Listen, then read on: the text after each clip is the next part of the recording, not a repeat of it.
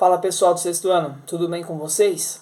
Bem, dando sequência às nossas atividades aí, então hoje a gente vai falar um pouquinho sobre os povos mesopotâmicos, tá? Então, o que a gente tem que entender? A gente está seguindo uma sequência de povos que fizeram a diferença na evolução humana. Alguns elementos que eles deixaram pra gente que geram interferências até hoje. E hoje vamos falar dos povos mesopotâmicos. Lembrando que os povos mesopotâmicos, galera, esse povo aí eles vão viver entre o século IV até o século II a.C., tudo bem? Quem são esses povos? São os povos que vivem hoje nas regiões atuais da Síria, Irã e Arábia Saudita, tá? Então eles estão ali próximos do Oriente Médio. Pois bem, vamos continuar. Qual que é a grande consequência desses povos, tá? Eles vão apresentar uma característica que é chamada de aldeias sedentárias. Então eles vão viver dentro desse formato. O que essas aldeias sedentárias querem dizer? Então, a partir desse momento, esse grupo populacional eles vão se fixar em um determinado lugar e a partir da fixação nesse lugar, eles vão iniciar os seus processos de plantação e colheita. Por que é importante isso, galera? Pelo seguinte, quando eu tenho uma localidade fixa para a plantação disso, eu consigo aumentar as redes de comércio dentro dessas novas populações e consigo fazer com que essas novas populações sejam um local mais forte economicamente, tá? Então isso foi um grande avanço aí para o período econômico da época. Como que eles conseguem se estabilizar fazendo esse conceito de aldeias fixas, tá? Eles vão utilizar o sistema de irrigação e o sistema de dique. O sistema de irrigação, então eles vão fazer o quê? Eles vão fazer um direcionamento da água até o seu ponto de origem, até as plantações, tá? E qual que é a grande diferença? A gente viu de direcionamento da água lá com os maias, incas e astecas. A grande diferença para o povo mesopotâmico é o seguinte, eles vão usar um sistema chamado de diques, que é o quê? São onde eles conseguem criar barreiras para evitar que a água fique o tempo todo nas plantações. Por que a gente tem que entender esse sistema, tá, galera? É usado até hoje em alguns locais na produção agrícola.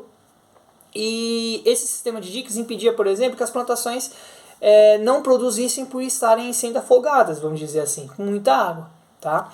Isso foi um grande avanço para a época porque você teve um aumento de produção enorme, que tornou esses povos mesopotâmicos povos provenientes de comércio também, povos comerciantes, tá bom?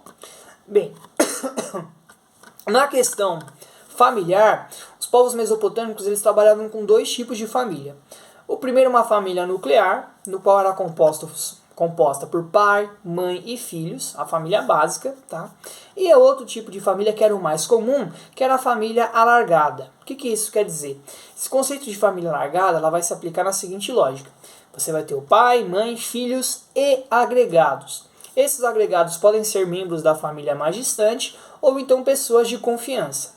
Por que a gente estuda essa parte, galera? Porque tendo esse aumento na família mesopotâmica, consequentemente eu tenho mais pessoas para trabalhar e eu, consequentemente, gero mais lucro sobre o meu trabalho, tá?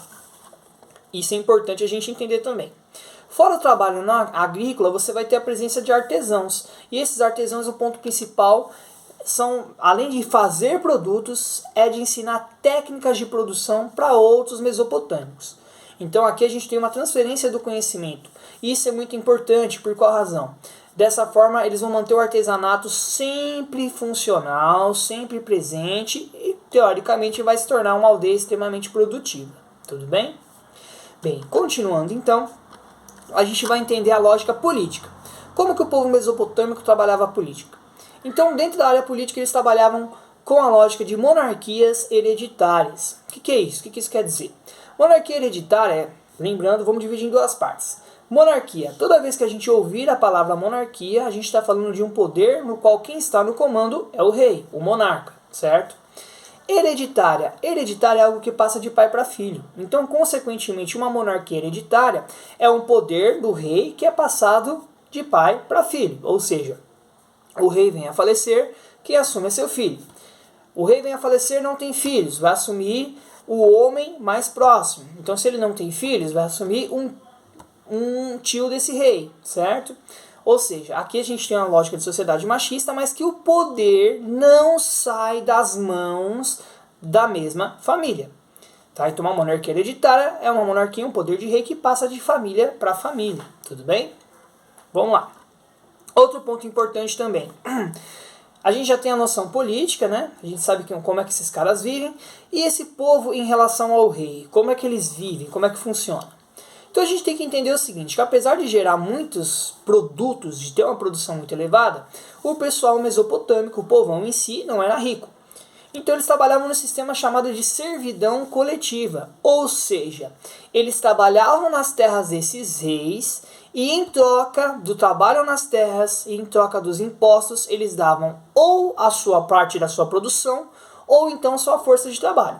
Então, para pagar o uso da terra e os impostos que eram fornecidos pelo rei, esses servos, né, eles pagavam tanto os impostos quanto as terras com trabalho ou então com o que eles produziam. Tá? E aí vale ressaltar uma diferença entre servidão e escravidão. No sistema de servidão, o servo ele é livre, tá? Ou seja, ele tem a sua liberdade garantida, ele se encontra preso pela questão de trabalho, mas teoricamente ele é livre. Já na escravidão, você não tem essa possibilidade, a pessoa ela não é livre, tudo bem? Então não podemos colocar que servos são a mesma coisa que escravos, tá bom? Bem, além disso, tá? Um outro ponto que a gente vai entender que é muito importante é a questão da escrita.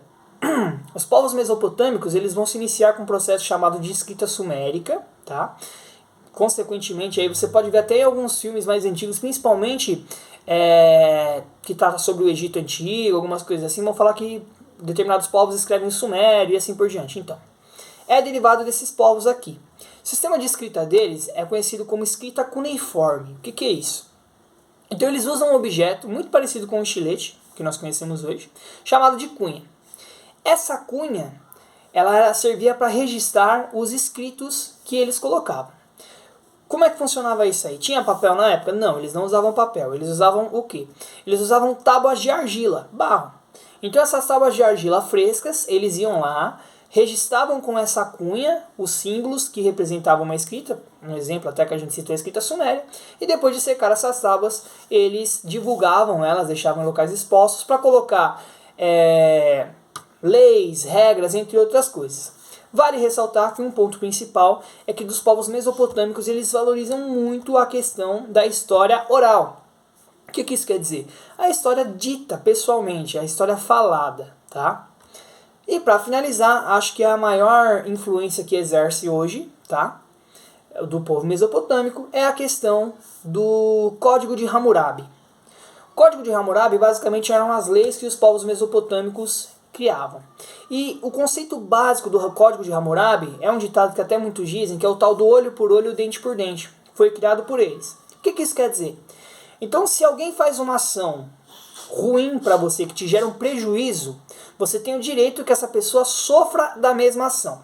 Como assim, professor? Então, para a gente entender, por exemplo, vamos imaginar que o cara tem a sua plantação e, sei lá, roubaram 20 sacas de arroz dele, certo? Descobriu quem foi. Então, o cara que teve a sua saca de arroz roubada tem direito de retirar da produção do cara que roubou 20 sacas de arroz ou de um outro produto qualquer.